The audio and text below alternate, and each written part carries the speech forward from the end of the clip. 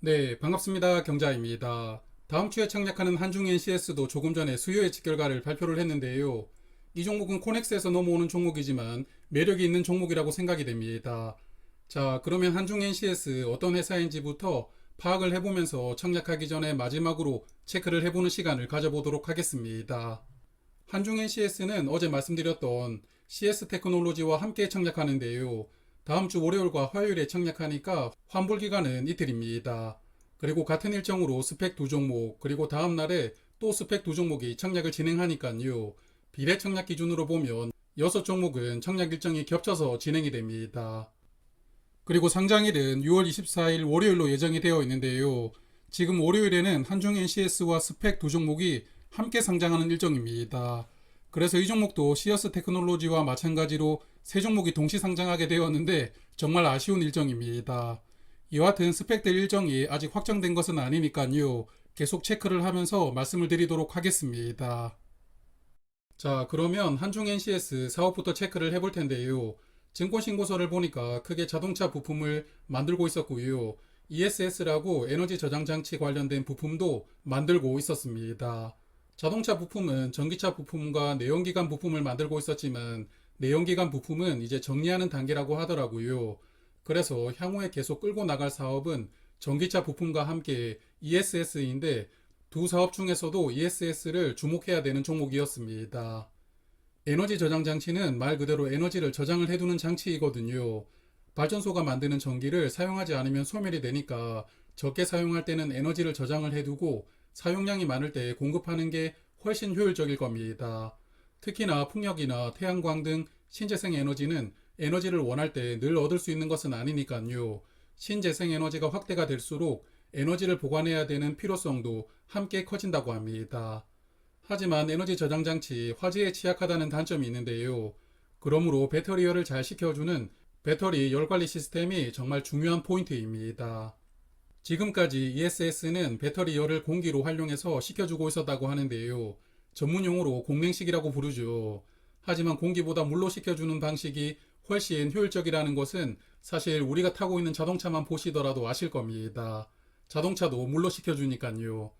그래서 한중 NCS 바로 ESS에 적용할 수 있는 순행식 열관리 시스템을 국내에서 처음 개발을 한 회사이고요. 아직까지 국내에서는 이 회사만 순행식 시스템을 생산할 수 있다고 하니까 그만큼 차별화된 기술력을 보유한 기업입니다. 그리고 한중 NCS 이 순행식 열관리 시스템을 삼성 SDI와 함께 개발을 했다고 하는데요. 그래서 당연히 삼성 SDI가 만드는 에너지 저장 장치에 독점 공급되겠지만 기술은 한중 NCS가 보유하고 있다고 하니까요. 삼성 SDI 외에 다른 기업에게도 판매를 할 수가 있다고 합니다. 그래서 현재는 독일 회사 한 곳도 올해부터 시스템을 공급하는 것으로 현재 협의를 하고 있다고 하는데요. 삼성 SDI가 큰 회사이긴 하지만 그래도 고객사를 확대할 수가 있다면 매출이 더 빨리 늘어날 수 있으니까요. 이런 부분도 개인적으로는 좋아 보입니다. 자, 그래서 이 종목도 가능성은 충분히 있지만 현재 실적이 좋지 못하는 게 단점인데요. 특히 올해 1분기까지 적자를 기록하면서 4년 연속 순이익이 적자가 이어지고 있습니다. 매출액이 1,000억 원이 넘는 중견기업이지만 이익을 내고 있지 못하는 상황인데요. 회사가 설명하기로는 ESS 중심으로 사업을 재편하는 과정에서 시설 투자와 연구비에 과도하게 투자를 하다 보니까 이렇게 적자가 나왔다고 합니다. 그래서 적자도 적자이지만 재무 상태가 좋지 않습니다. 유동 비율이 약 60%, 부채 비율은 772%로 부채 비율이 아주 높은 상황인데요. 이번에 IPO를 하지 못했다면 자칫 위기에 빠졌을 가능성도 있었겠지만 그래도 이번 IPO로 어느 정도 자금을 조달하니까요. 당분간은 급한 불은 끌 수가 있을 겁니다. 그래도 이제부터 흑자를 내면서 회사의 재무 상태를 정상화시켜 나가는 것이 중요하니까요. 혹시나 이 종목을 길게 투자하실 분들은 재무 상태를 지속적으로 체크하시면서 투자를 이어 나가시는 게 좋지 않을까 생각합니다. 자, 그러면 회사에 대해서는 여기까지 보고 이제 수요 예측 결과를 체크할 텐데요. 기관 경쟁률은 726대 1이었고 2078개 기관이 참여를 했습니다. 그리고 의무합격 신청 비율이 높았는데 12.4%였거든요. 그러므로 이 종목은 기관 투자자들이 조금 더 길게 보유를 하더라도 물량을 더 받고 싶어 했다고 볼 수가 있겠고요. 같은 일정으로 청약하는 시어스보다는 수요 예측 결과는 더 좋았습니다. 그리고 의무 확약을 세부적으로 보면 수량 기준으로 12.4%, 건수 기준으로는 12.7% 신청이 들어왔습니다. 모처럼 건수 기준으로 신청 건수가 더 많은 종목이었는데요.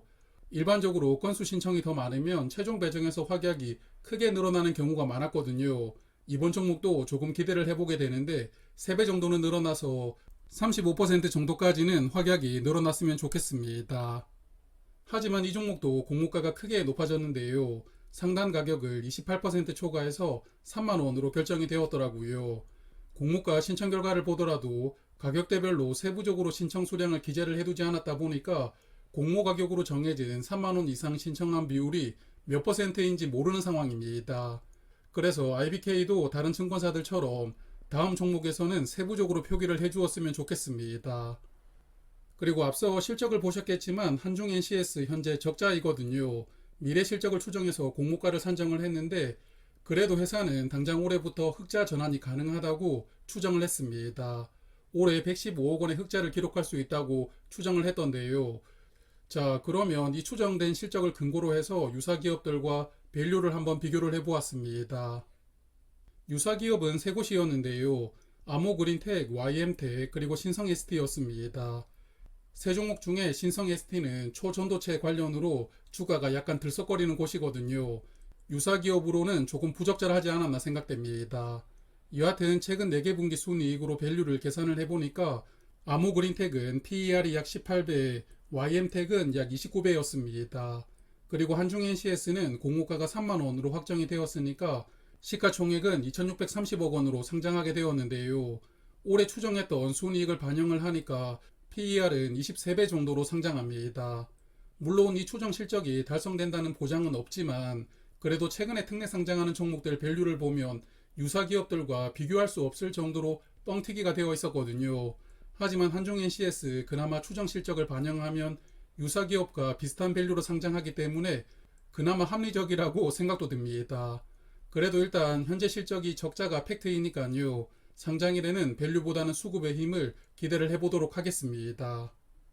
자, 그럼 이제 청약 정보를 체크하면서 마무리를 해볼 텐데요. 총 160만 주를 모집하는데 우리사주 조합에 16만 주를 배정을 해두었습니다. 10% 비중으로 배정을 해두었던데 잠시 후에 조금 더 말씀을 드리도록 하고요. 일반 투자자에게는 40만 주가 배정이 되었습니다. 주관사가 IBK 투자증권인데요. 청약을 자주 주관하는 증권사가 아니지만 데리고 오는 종목들이 은근히 알짜가 많습니다.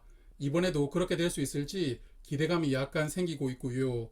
그리고 IBK 투자증권 일반 고객이라면 대부분 150% 청약 한도가 적용이 되시거든요. 일반 고객이라면 3만 주까지 청약할 수가 있고 증거금은 4억 5천만 원이 필요합니다.